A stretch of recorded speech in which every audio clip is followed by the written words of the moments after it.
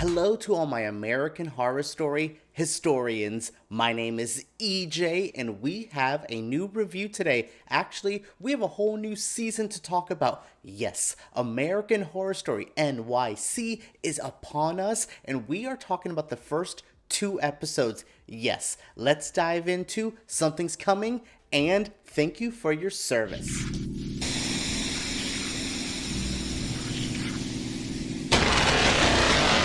Welcome to the newest era of American Horror Story. Thank you all so much for joining me on this journey. We have a lot to talk about. This was a jam-packed double season premiere. Actually, every episode, I think this season, or every week, we will be having 2 episodes. So expect me to be a bit tired at night unless I start doing these in the morning, or just get ready for us. Like, I need y'all to grab your popcorn, get your drink, settle in, because we have so much to dive into. If you're new to my channel and just joining me for this season, what I normally do is do a review section here, talk about my overall feelings, and then in the next section, I'm going to kind of break down in a recap type of, kind of pinpoint the biggest moments. There is a lot to talk about, so I might skip over some of your favorite moments, so let me know those down in the comments below. What was your favorite moment of this double American Horror Story premiere? What are you thinking of AHS NYC? What's your early feelings? Because I like it. You know, it's a bit Law and Order for me.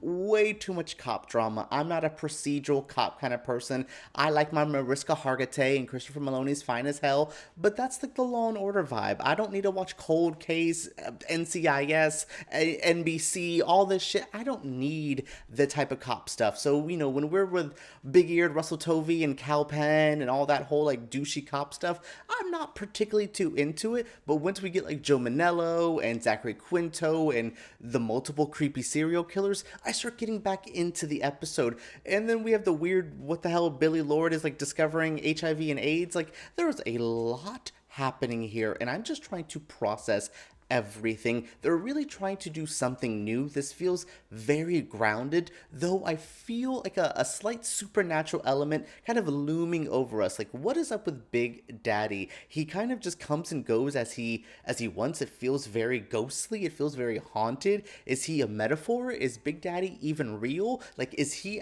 just like a metaphor for AIDS itself? I am trying to process all of this and still remember I have a crush on Russell Tovey from watching Looking. I love that boy. He is good. He's good in this episode. Actually, the acting overall is very strong. I guess coming off of the second half of Double Feature and dealing with another season of American Horror Stories, it's refreshing to see the acting and the storytelling be so high caliber. So it seems like we have a point. It seems like we know what we're talking about, and that's all I wanted.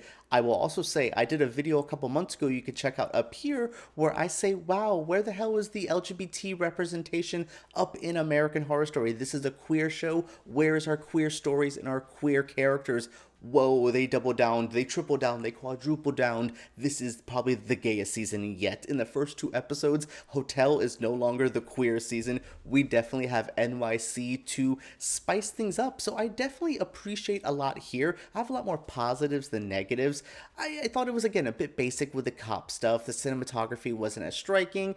And the pacing, I just felt like I saw a lot of repetitive scenes of like, we need to talk about the serial killer. Something's coming. Something's coming. Oh, look, there's like Charlie Carver's cute character. Like, it was just kind of like, all right, let's tighten up these episodes a little bit. I'm happy they went. It seemingly felt like their full almost hour. The commercial breaks were there, but it just didn't feel as drawn out commercial wise, and it felt like it was well paced in the things. Yeah, I even look, even one of my negatives kind of shifted into a positive. I have a lot of things to say about this. I like it. I'm excited to see where it goes. Hopefully they can keep up the momentum. Like, you know, Ryan Murphy stuff, you get halfway through like a season and he starts checking out because he's working on 55 other million projects.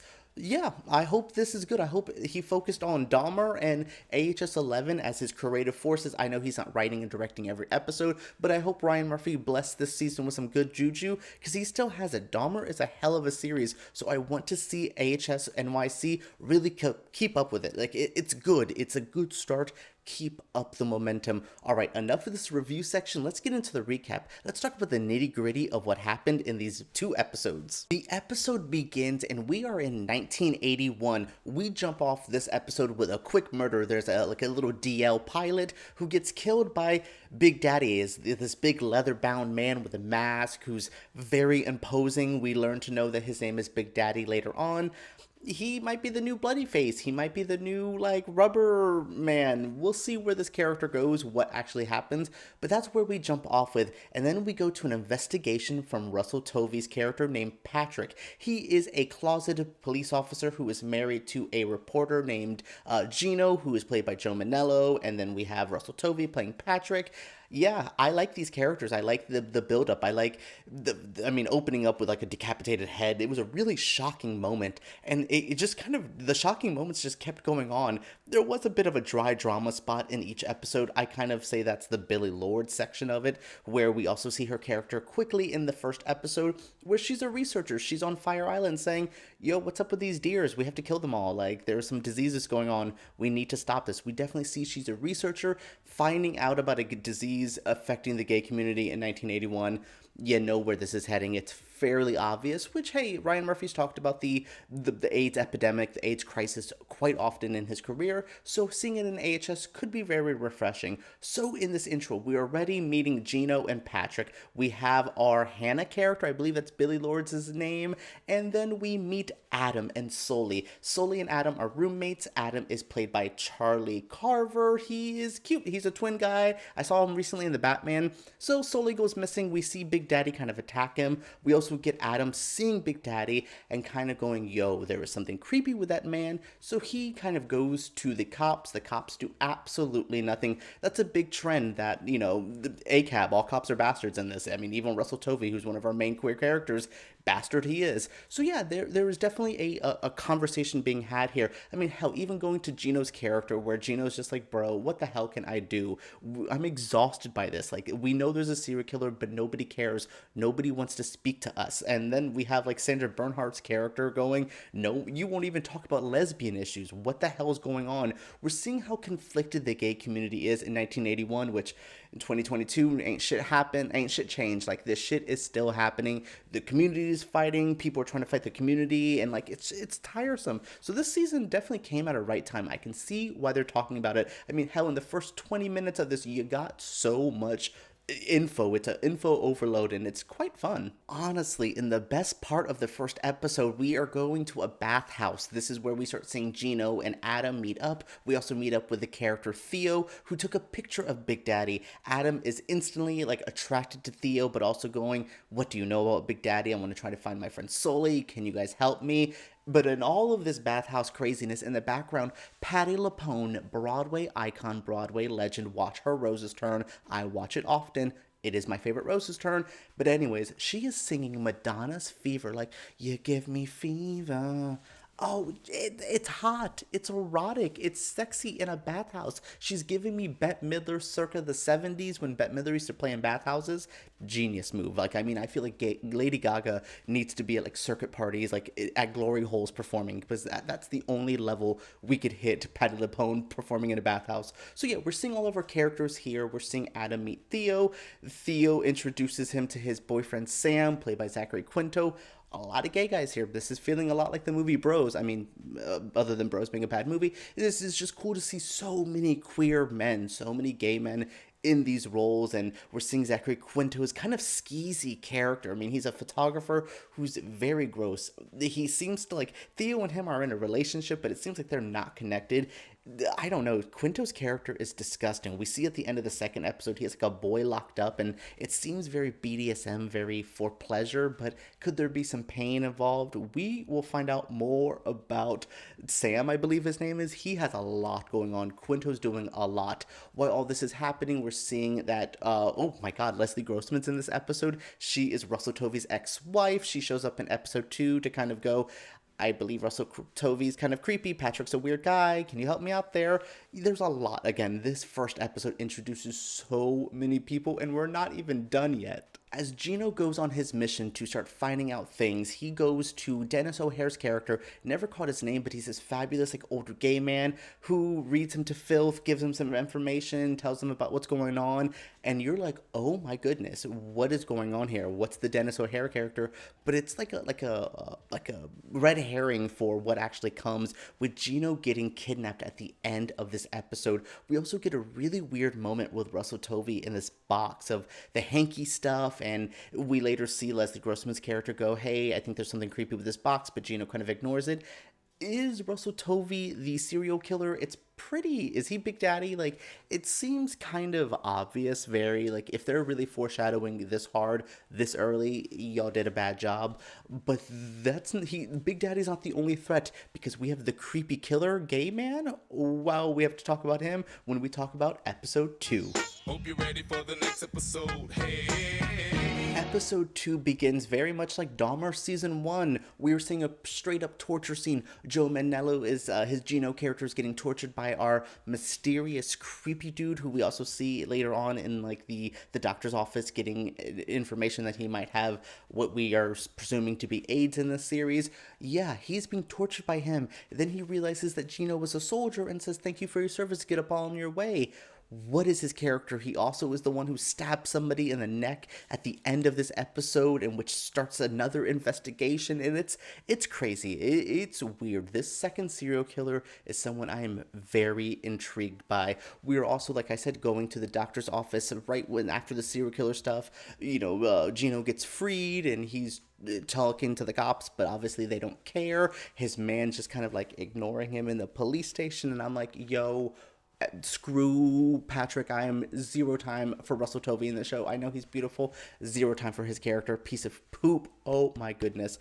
Yeah, this second episode is very interesting. This is a big, bold opening where at the doctor's office is Sam possibly HIV positive or, early AIDS. What's going on with the mysterious man who also comes in? We haven't really gotten a great shot of his face. We did a little bit in the doctor's office, I think, when he's kind of like, y'all are weird. And they're like, bitch, you're weird. What the hell are you talking about?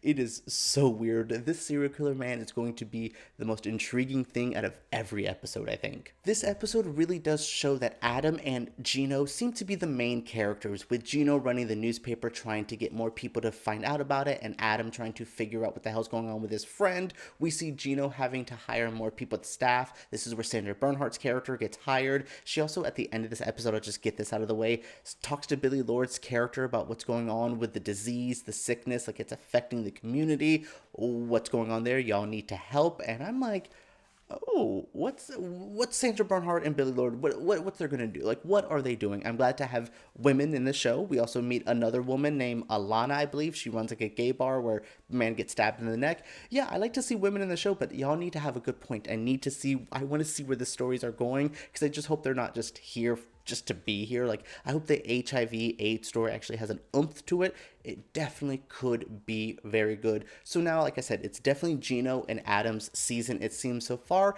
and Adam has to deal with the cops. Patrick and his little gang of douchebaggies kind of like torture him, not really torture like we saw in the beginning, but arrest him and police brutality and just kind of treat him shittily because he's talking bad about the cops. He's just like, sorry, y'all ain't doing shit. And he talks about it in an interview, and there's drama. Adam gets out by one of his friends bailing him out. And what is Adam going to do? Where is his path? We see him kind of start investigating, getting close with Theo, and Adam's character is going to be very important. I'm really hoping to see that this character has a lot to do, because I like to see this actor and I like to see where this is going. So the episode basically ends with Adam going to like an ookie spooky party, and it's like a weird underground art house thing. The millionth and 10th person says something's coming, and I'm like, bro, I feel you, Adam. I'm as stressed as you, because why do people keep talking about that? This season has a weird vibe, like a very there's an ominous presence to everything. Everyone seems to know how haunted it is. I mean, Theo says he's related to a psychic from Haiti. Like, What's going on there? Is there a coven connection? Is there some hoodoo? Like, tell me, ooh, I want some more there. Yeah, I like where this is going, especially at the end of the episode with the creepy hands hanging up. Like, there's some really striking horror imagery